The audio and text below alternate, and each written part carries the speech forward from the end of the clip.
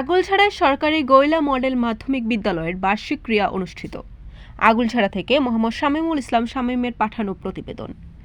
বরিশালের আগুলছড়ায় ঐতিহ্যবাহী সরকারি গয়লা মডেল মাধ্যমিক বিদ্যালয়ের বার্ষিক ক্রীড়া প্রতিযোগিতা ও পুরস্কার বিতরণী অনুষ্ঠিত হয়েছে।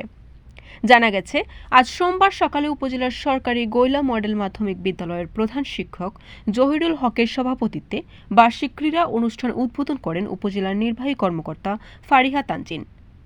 অনুষ্ঠানে উপস্থিত ছিলেন হিন্দু কল্যাণ ট্রাস্টের ট্রাস্টি সঞ্জয় গুপ্ত, উপজেলা মাধ্যমিক শিক্ষা কর্মকর্তা মোহাম্মদ মাহবুবুর রহমান, উপজেলা বিএনপির সাবেক সাধারণ সম্পাদক আবুল হোসেন লালটু, ইউপি চেয়ারম্যান শফিকুল ইসলাম টিটু, উপজেলা বিএনপির সাবেক সাংগঠনিক সম্পাদক মাহবুবুল ইসলাম মাহবুব, উপজেলা বিএনপির যুগ্ম আহ্বায়ক শাহ মোহাম্মদ বখতিয়ার, এনায়েত খান মনু, উপজেলা ছাত্রদলের সাবেক সাধারণ সম্পাদক হেমায়েত তালুকদার, উপজেলা ছাত্রদলের সদস্য সচিব শাহেদ ইসলাম রাতুল, বিদ্যালয়ের সহকারী প্রধান শিক্ষক সরওয়ার হোসেন, মাহমুদুল আলম মিঠু, শিক্ষিকা লিওনি শিখা শিকদার, শাহনাজ পারভিন, ইউপি সদস্য সৌরভ মোল্লা সহ প্রমুখ।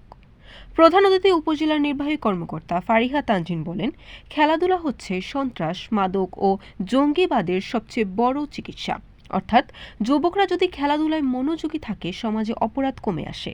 তাই অবশ্যই শিক্ষার পাশাপাশি ছাত্রছাত্রীদের খেলাধুলায় মনোযোগী হতে হবে। দিনব্যাপী বিদ্যালয়ের 4 শতাধিক ছাত্রছাত্রী প্রতিযোগিতামূলক 55টি ইভেন্টে অংশগ্রহণ করে। পরে ক্রীড়া প্রতিযোগিতায় অংশগ্রহণকারী বিজয়ীদের হাতে পুরস্কার তুলে দেন অতিথিরা। বরিশাল.নিউজ।